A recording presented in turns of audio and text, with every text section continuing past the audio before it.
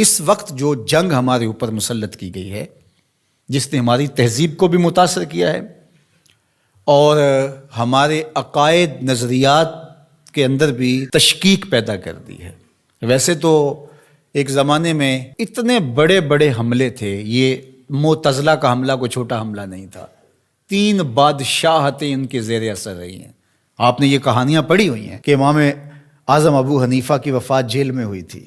آپ نے یہ سنا ہے کہ امام احمد بن حنبل کے بدن پر 1 انچ جگہ بھی ایسی نہیں تھی جہاں کوڑے کا نشان موجود نہیں تھا۔ لیکن آج معتزلہ کے نام سے کوئی گروہ، کوئی فرقہ دنیا پہ دکھائی دیتا ہے، انہوں نے اس کا ناطقہ بند کر دیا، دلیل سے، عملی قیام سے، جد و جہد سے۔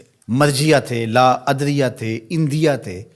اب آپ کو یہ غیر مانوس لفظ لگ رہے ہوں گے، کیا قدریہ، کیا جبریہ، کیا معتزلہ۔ ایک زمانے میں ان کا طوطی بولتا تھا، باطنیوں کا طوطی بولتا تھا، کرامتہ کا طوطی بولتا تھا۔ یہ اتنے غالب آگے تھے کرامتی کہ طاہر کرامتی نے کعبۃ اللہ سے حجر اسود کو نکال لیا اور کئی سال تک کعبۃ اللہ بغیر حجر اسود کے رہا۔ لیکن وہ زمانہ تھا کہ پھر بھی لوگوں نے قربانیاں دی، لوگوں نے علمی محاکمے کیے، علماء نے تدبیریں کی، سلاطین اسلام کھڑے ہوئے اور مقابلہ کر کے اسلام کی اس قوت رفتہ کو بحال کیا۔ اس وقت جو سب سے بڑا حملہ ہمارے اوپر ہے وہ لادینیت کا حملہ ہے، الحاد جدید کا حملہ ہے۔ اس وقت دنیا کی لادین قوتیں الکفر ملت واحدہ کی شکل کے اندر کھربوں روپے خرچ کر رہے ہیں کہ مسلمانوں کو کافر تو نہیں بنایا جا سکتا، لیکن ان کو تشکیک میں مبتلا کر دیا جائے، ان کو مسلمان بھی نہ رہنے دیا جائے، تشتت اور افتراق پیدا کر دیا جائے، فرقہ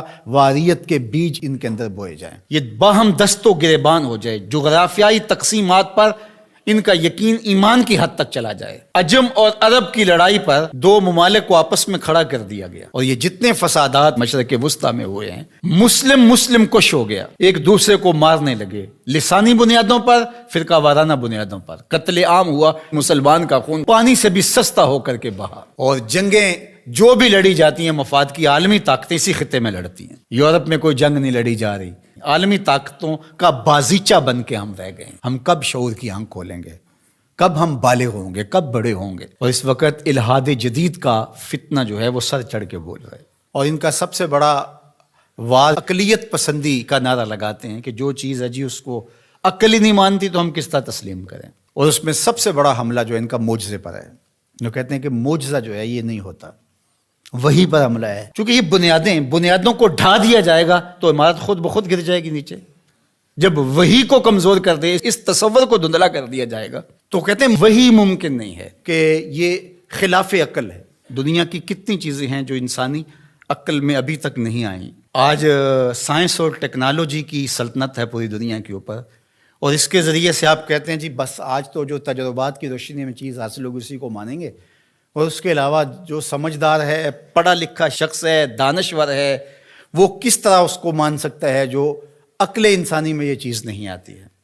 جبکہ یہ خود ہی مانتے ہیں کہ انسانی عقل ابھی تک 5% یا 6% استعمال ہوئی ہے، باقی 94-95% انسانی عقل سے بھی اتنا کام نہیں لیا گیا، ابھی سپیر پڑی ہوئی ہے۔ اور وہ دعویٰ کر رہا ہے پیغمبروں پر ہونے والی وحی پر اور وہ معجزات پر۔ اللہ اکبر! جبکہ بہت ساری ایسی چیزیں ہیں جو معجزات کی دنیا کی مسلمہ ہیں اور انسانی تاریخ اس کا انکار نہیں کرتی، جس میں حضرت عیسیٰ علیہ السلام کی بغیر باپ کے ولادت ہے، اور آج دنیا کے لوگ اس بات کو مانتے ہیں۔ اب مجھے بتایا جائے کیا عقل انسانی اس کو قبول کرتی ہے؟ لیکن دنیا مان رہی ہے۔ فرعون کی باڈی کے بارے میں سورہ یونس کے اندر اللہ تعالیٰ نے ارشاد فرمایا کہ ہم نے اس کی لاش کو لوگوں کی عبرت کے لیے باقی رکھا ہوا ہے۔ اگر فرعون کی لاش نہ ملتی تو آج یہ لوگ اچھل رہے ہوتے کہ کیسے ہو سکتا ہے، یہ قرآن نے ویسے ہی کہہ دیا۔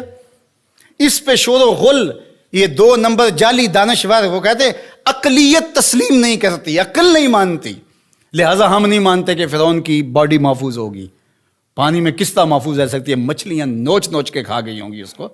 یہ کٹ ملا، یہ پرانے لوگ یہ کیا کہانیاں بیان کر رہے ہیں؟ کیسے ہو سکتا ہے؟ قرآن کے نزول سے 2000 سال پہلے کا واقعہ تھا، اور پھر نزول کے بعد 1250-1300 سال تک یہ سلسلہ باقی رہا۔ تشکک، عقلیت پسندی کے بخیوں جڑ کے رکھ دیتی ہیں یہ چیزیں اگر غور کیا جائے۔ تو کہتے ہیں کہ یہ ممکن نہیں ہے. تو معراج کے واقعہ کا انکار بھی اس لیے کیا جاتا ہے. معجزہ ایک زندہ حقیقت ہے، اور میرے اور آپ کے آقا و مولا کا سب سے بڑا معجزہ قرآن ہے، اور دوسرا بڑا معجزہ جو میرے حضور کو دیا گیا وہ معجزہ معراج ہے.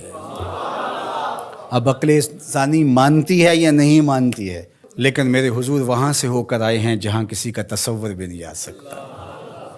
اللہ